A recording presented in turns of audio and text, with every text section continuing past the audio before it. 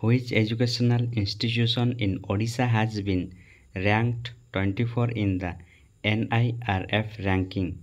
NIRF rankingରେ ଓଡ଼ିଶାର କେଉଁ ଶିକ୍ଷାନୁଷ୍ଠାନ 14ତମ ସ୍ଥାନକୁ ଉଠିଛି?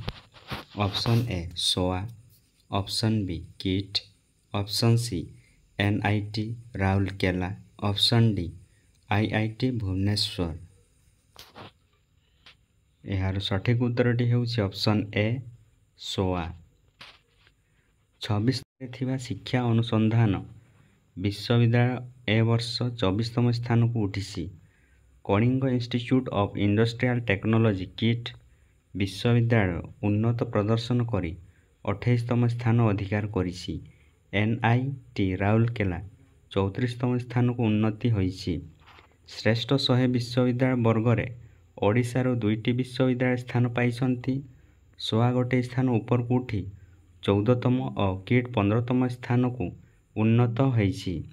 ସୋଆ ରାଜ୍ୟରେ ପ୍ରଥମ ସ୍ଥାନ ଅଧିକାର କରିଥିବା ବେଳେ କିଟ୍ ଦ୍ୱିତୀୟ ସ୍ଥାନ ଅଧିକାର କରିଛି। କୃଷି ବର୍ଗରେ 15ତମ ସ୍ଥାନରେ OUAT ଉନ୍ନତ ହୋଇଛି। ପରବର୍ତ୍ତୀ ପ୍ରଶ୍ନ, what is the name of pulses cow food crop seed recently developed by Odisha agricultural and technical university? ନିକଟରେ ଓଡ଼ିଶା କୃଷି ଓ ବୈଷୟିକ ବିଶ୍ୱବିଦ୍ୟାଳୟ ପକ୍ଷରୁ ବିକଶିତ ଡାଲି ଜାତୀୟ ଗୋଖାଦ୍ୟ ଫସଲ ବିହୀନର ନାମ କ'ଣ?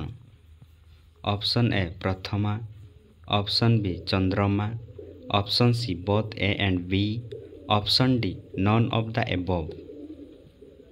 ଏହାର ସଠିକ ଉତ୍ତରଟି ହେଉଛି ଅପସନ୍ ଏ ପ୍ରଥମା।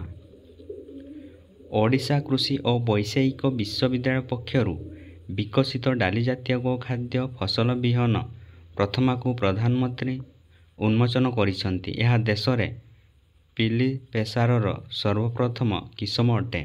ପ୍ରାଥମିକ ପର୍ଯ୍ୟାୟରେ ଏହି କିସମଟି ଓଡ଼ିଶା ଓ ତାମିଲନାଡୁ ଜଳବାୟୁରେ ଖରିଫ ଋତୁରେ ଚାଷ କରାଯାଇପାରିବ।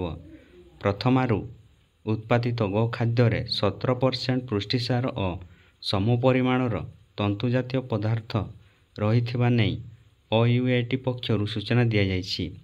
କ୍ଷୀର ଉତ୍ପାଦନ ବୃଦ୍ଧି କରିବାରେ ସହାୟକ ହେବ। OUAT କୁଳପତି ପ୍ରଫେସର ପ୍ରଭାତ ରାଉଳ ଏହାର ନାମକରଣ କରିଛନ୍ତି। ପରବର୍ତ୍ତୀ ପ୍ରଶ୍ନ, who has taken over as the new editor of the Samaj news paper? କିଏ ସମାଜର ନୂତନ ସମ୍ପାଦକ ଭାବେ ଦାୟିତ୍ୱ ଗ୍ରହଣ କରିଛନ୍ତି?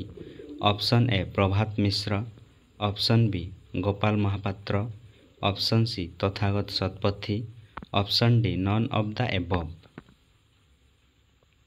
ଏହାର ସଠିକ ଉତ୍ତରଟି ହେଉଛି ଅପସନ୍ ଏ ପ୍ରଭାତ ମିଶ୍ର। ତପନ ମିଶ୍ର ସମାଜର ନୂଆ ସମ୍ପାଦକ ହୋଇଥିବା ବେଳେ ଗୋପାଳ ମହାପାତ୍ର ଡିଜିଟାଲ ସମ୍ପାଦକ ହୋଇଛନ୍ତି। ସମାଜର ମୁଦ୍ରାକାର ଓ ପ୍ରକାଶକ ହେଉଛନ୍ତି ଡକ୍ଟର ପ୍ରଭାସ ଆଚାର୍ଯ୍ୟ। ପରବର୍ତ୍ତୀ ପ୍ରଶ୍ନ, what is the name of the indigenously developed long range glide bomb from defence research and development organisation DIRDO in Chandipur, Balasore? Balasore Chandipur ସ୍ଥିତ ପ୍ରତିରକ୍ଷା ଗବେଷଣା ଏବଂ ବିକାଶ ସଂଗଠନ DRDO ପରିସରରୁ ସ୍ୱଦେଶୀ ଜ୍ଞାନକୌଶଳରେ ନିର୍ମିତ ଦୂରଗାମୀ ଗ୍ଲାଇଡ୍ ବୋମାଟିର ନାମ କ'ଣ? Option A Gaurav, option B Dronacharya, option C both A and B, option D none of the above. ଏହାର ସଠିକ ଉତ୍ତରଟି ହେଉଛି ଅପସନ୍ ଏ ଗୌରବ। DRDO ଏବଂ ଭାରତୀୟ ବାୟୁସେନା ମିଳିତ ଉଦ୍ୟମରେ ଏହି ପରୀକ୍ଷଣ କରାଯାଇଥିଲା।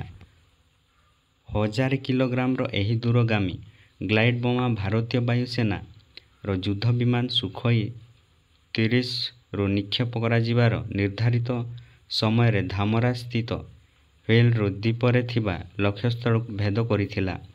ହାଇଦ୍ରାବାଦ ସ୍ଥିତ DRDO ରିସର୍ଚ୍ଚ ସେଣ୍ଟର ଇମରାତ୍ ଦ୍ୱାରା ସ୍ୱଦେଶୀ ଜ୍ଞାନକୌଶଳରେ ଏହି ଦୂରଗାମୀ ଗ୍ଲାଇଡ୍ ବୋମାର ଡିଜାଇନ୍ ପ୍ରସ୍ତୁତ ହେବା ସହିତ ବିକଶିତ ହୋଇଥିଲା।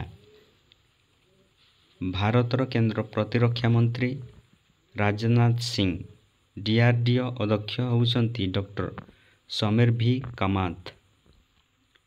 ପରବର୍ତ୍ତୀ ପ୍ରଶ୍ନ, who has been appointed as the executive chairman of the managing committee of Shrimandir? କିଏ ଶ୍ରୀମନ୍ଦିର ପରିଚାଳନା କମିଟି କାର୍ଯ୍ୟକାରୀ ଅଧ୍ୟକ୍ଷ ଭାବରେ ନିଯୁକ୍ତ ହୋଇଛନ୍ତି? Option A Manoj Ahuja, option B Balwant Singh, option C Gajapati Maharaj Dibya Singh Deb, option D none of the above. ଏହାର ସଠିକ୍ ଉତ୍ତରଟି ହେଉଛି ଅପସନ୍ ଏ ମନୋଜ ଆହୁଜା।